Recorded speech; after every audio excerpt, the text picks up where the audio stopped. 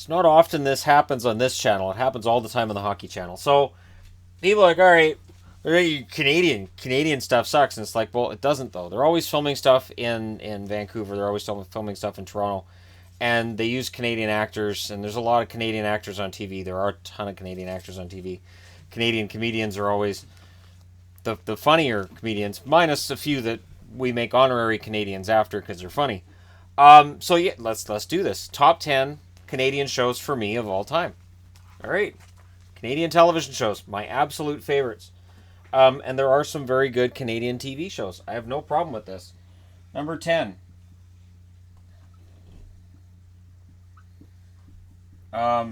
Red Green Show, it took a while for it to grow on me. The first couple times I watched it, I'm like, what am I doing watching this? And then I saw Graham Greene on it, and Graham Greene was awesome. And I started getting into the little vignettes of things he was making, the man's way of making things, and duct tape, and keep your stick on the ice, and if the women don't find you handsome, they should at least find you handy. All the little things that they say on the show, and it really, it spoke to me of how Canadian it truly was. It might be the most Canadian show that's ever been a Canadian show, but there are others on this list that are very, very Canadian. So that one for me gets number 10. Number 9, this one didn't run for very long, but what it did was it showed me how funny Saturday Night Live really kind of wasn't. Kids in the Hall. Kids in the Hall ran for, I think, 4 years, four or 5 years. It didn't run for very long. It didn't outlast itself. And it had its gimmicks, and it had its fun, and it had Scott Thompson. Scott Thompson was an actor who was gay, who admitted he was on television, and he played himself as an amped up version of it, which is why when In Living Color had the gay movie reviewer thing, I couldn't watch it because I was used to watching Scott Thompson on Kids in the Hall, and he was hilarious and absolutely just one of the great shows ever. Mr. Cabbage Head, The Head Crusher, it doesn't matter, that was all great. Number 8, and this is a show I haven't watched the last season of because I lost Girl somewhere during last season, and I really, really like the show. Anna Silk is one of the best looking lead actresses I've ever seen in anything. And it's a creative show. It's something different. And it's one of these Canadian sci-fi, and there's a large amount of Canadian sci-fi in here, but Lost Girl was a fun show. And it ran long enough. It ran to the point where, yes, it was logically done. Number 7. This show would have been a lot higher if it wasn't for the last season, and that's Continuum. Now, Rachel Nichols lives in Vancouver now, American actress, who at this point I think considers herself Canadian. She goes to hockey games all the time, and she's always posting about Canadian type stuff. Continuum is a very well done show that, again, it lost some points for me in its last season. The final season of Continuum was a letdown. But I think part of it was because it was written so very, very well. The time travel storyline was done so well. And I think it had this really good story that they knew they had to wrap up quickly. And I think they wrapped it up too quick. And it kind of lost itself. There were parts of the third season as well that I kind of got confused during. So there were episodes during the third season I had to watch twice, where I'm like, I don't understand what happened. That I got to watch it again. The only show I've ever done that with is Twin Peaks. The original Twin Peaks, I would have to watch each episode 3 times before the next week's episode came around. Number 6. And I still watch this one. This one's on depending on the episode. I can still sit and watch Corner Gas. Brent Butt is one of the funniest comedians in Canada. He's right up there. Him and Mike McDonald, I think, are two of the funniest. Mike McDonald talking about being a teenager and going out drinking and coming home and finding furniture moved around because his dad would mess with him, knowing he was coming home drunk. Some of those are the funniest, but Brent is genuinely, his dry sense of humor is all over the show. And it's fun. Part of what I like with the Canadian content is mostly it's clean. With the comedies, it's mostly, and yet some of the funniest stuff really kind of isn't language wise.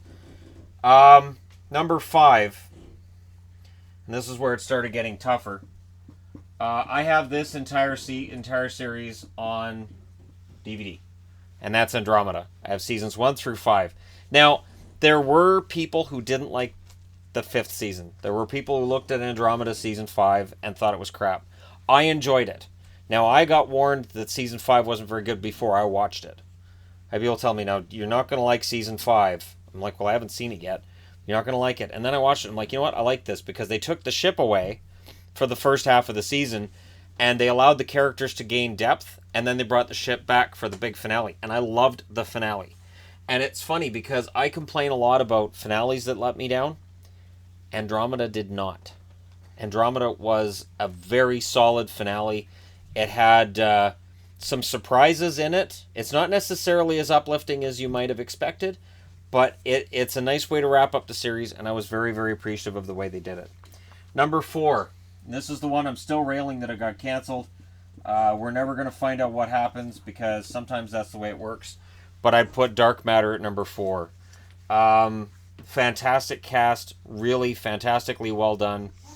I appreciate this show and will for my lifetime. I will own every season because, again, I don't use streaming and downloads and all that stuff because I like to have physical copies. And I like to financially support the product that I appreciate more. That's why I own every season of Orphan Black, even though I can access it on my TV at any time I want. I'll buy the seasons so that the money goes back to the studio. They know that people are buying it. They know people are watching it. Dark Matter, it's much the same thing. Although Sci-Fi will still cancel whatever they want, whenever they want. Number 3.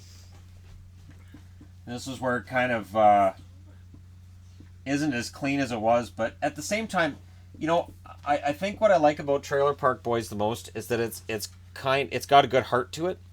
So even though they're always breaking the law and they're always doing something stupid, and the characters are really amped up versions. I lived in a trailer park. It's not that far off from life in a trailer park. It's more exciting day by day than real life in a trailer park.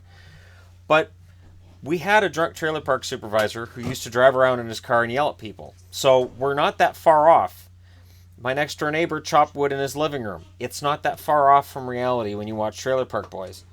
Life in a trailer park can be a bunch of clicks, and one click thinks they kind of run things, and I remember when I watched it, I was like, and this is the most Canadian thing ever.